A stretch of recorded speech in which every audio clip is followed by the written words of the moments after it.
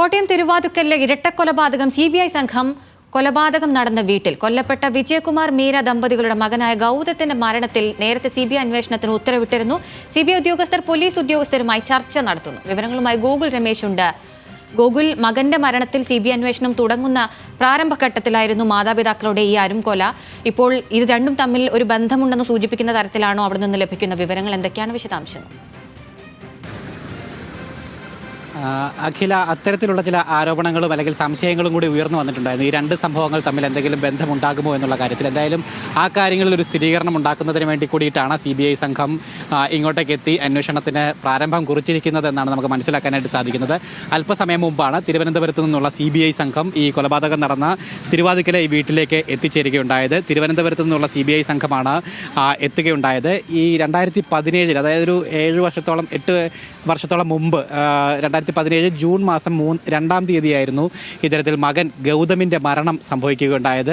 ഈ വിജയകുമാറിൻ്റെയും മീരയുടെയും മകനാണ് ഗൗതം. അന്ന് ഇവിടെ ഏറ്റുമാനൂരിന് സമീപം ഒരു റെയിൽവേ ട്രാക്കിൽ മരിച്ച നിലയിൽ ഗൗതത്തിനെ കാണപ്പെടുകയായിരുന്നു. തുടർന്ന് പോലീസ് നടത്തിയ അന്വേഷണത്തിൽ അതൊരു ആത്മഹത്യയാകാം എന്നുള്ളൊരു അനുമാനത്തിലാണ് എത്തുകയുണ്ടായത്. പക്ഷേ വിജയകുമാറും മീരയും അടക്കമുള്ള അവരുടെ രക്ഷിതാക്കളും ബന്ധുക്കളും ഒക്കെ തന്നെ അതിൽ ദുരൂഹത ആരോപിച്ചുകൊണ്ട് പിന്നീട് രംഗത്ത് വന്നു. അതൊരു കേവലം ആത്മഹത്യയല്ല, കൊലപാതകമാണ് എന്ന രീതിയിൽ സംശയമുള്ളതായിട്ടായിരുന്നു കുടുംബത്തിൻ്റെ ആരോപണം. പ്രത്യേകിച്ച് ഗൗതം അന്ന് മരിച്ച നിലയിൽ കാണപ്പെട്ടപ്പോൾ കഴുത്തിൽ ആഴത്തിലുള്ള മുറിവുണ്ടായിരുന്നു. ശരീരമാസകലം മുറിവുകളൊക്കെ തന്നെ ഉണ്ടായിട്ടുണ്ടായിരുന്നു. ഗൗതമിൻ്റെ കാറ് ആ ട്രാക്കിന് സമീപത്ത് തന്നെ കണ്ടെത്തുകയും ചെയ്യുകയും ചെയ്തിട്ടുണ്ടായിരുന്നു. അതൊക്കെ തന്നെയാണ് സംശയം ജനിപ്പിച്ചത് വീട്ടുകാരെ. തുടർന്ന് വീട്ടുകാർ കോടതിയിലടക്കം ഇതുമായി ബന്ധപ്പെട്ട് നീക്കങ്ങൾ നടത്തി. ഹൈക്കോടതിയിൽ നിന്നും CBI ഈ കേസ് അന്വേഷിക്കണമെന്ന് ആവശ്യപ്പെട്ടുകൊണ്ട് ഹൈക്കോടതിയിൽ ഹർജി നൽകുകയും ഒക്കെ തന്നെ ചെയ്തിട്ടുണ്ടായിരുന്നു. അതിൻ്റെ അടിസ്ഥാനത്തിൽ ഒരു 3 മാസം മുമ്പ് കേരള ഹൈക്കോടതി ഈ വിഷയത്തിൽ CBIയുടെ അന്വേഷണം ആവശ്യപ്പെട്ടുകൊണ്ട് ഉത്തരവ് പുറപ്പെടുവിക്കുകയും ചെയ്തിട്ടുണ്ടായിരുന്നു.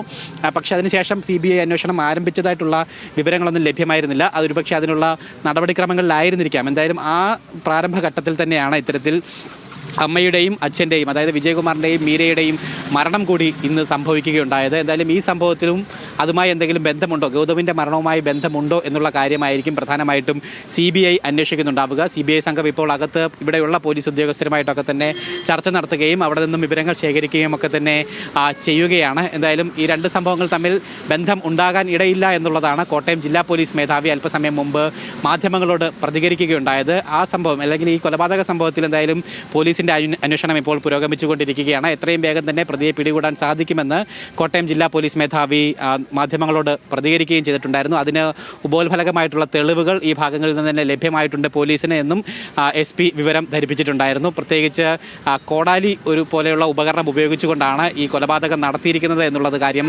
വ്യക്തത വന്നിട്ടുണ്ട്. കോടാലിയുടെ പുറം ഭാഗം ഉപയോഗിച്ചുകൊണ്ട് ഈ ഗൃഹനാഥൻ്റെ മുഖം അടിച്ച് വികൃതമാക്കപ്പെടുത്തി അത്തരത്തിലാണ് കൊലപ്പെടുത്തിയതെന്ന് മനസ്സിലാക്കാനായിട്ട് സാധിക്കുന്നു.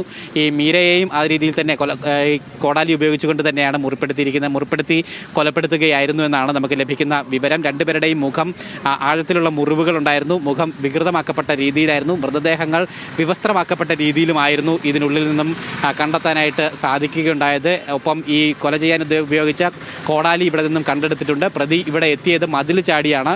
Gate automatic ഗേറ്റാണ്. അത് ഉപയോഗിക്കാതെ മതിൽ ചാടിയാണ് അകത്തെത്തിയത്. തുടർന്ന് സ്ക്രൂ ഡ്രൈവർ ഉപയോഗിച്ചുകൊണ്ട് ഈ പ്രധാന വാതിലിന് സമീപത്തെ ജനാല തുറക്കുകയും ജനാലയ്ക്കുള്ളിൽ കൂടി കൈയിട്ട് വാതിൽ തുറക്കുകയുമായിരുന്നു. അങ്ങനെ അകത്ത് കയറിയതിനു ശേഷമാണ് കൊലപാതകം നടത്തിയത്. രാവിലെ ജോലിക്കെത്തിയ ജോലിക്കാരിയാണ് ഇവരുടെ മൃതദേഹം ആദ്യമായിട്ട് കാണുന്നത്. ഈ കൊലപാതകമാണ് നടന്നത്.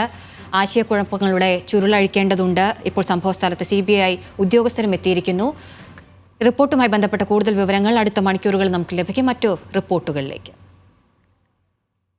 കോട്ടയം തിരുവാതുക്കലിൽ ദമ്പതികളെ വീടിനുള്ളിൽ കൊല്ലപ്പെട്ട നിലയിൽ കണ്ടെത്തിയ സംഭവത്തിന് പിന്നിൽ ഇതര സംസ്ഥാന തൊഴിലാളിയെന്ന സംശയം. 2 മൃതദേഹങ്ങളും വികൃതമാക്കപ്പെട്ട നിലയിലാണ് കണ്ടെത്തിയത്. കൊലപാതക ശേഷം CCTV ദൃശ്യം റെക്കോർഡ് ചെയ്യുന്ന DVR മോഷ്ടിച്ചാണ് പ്രതി ഒളിവിൽ പോയതെന്നും പോലീസ് പറയുന്നു. മകൻ ഗൗതമിന്റെ ദുരൂഹ മരണത്തിൽ CBI അന്വേഷണം പ്രഖ്യാപിച്ച് ദിവസങ്ങൾക്കുള്ളിലാണ് മാതാപിതാക്കളും കൊല്ലപ്പെട്ടത്.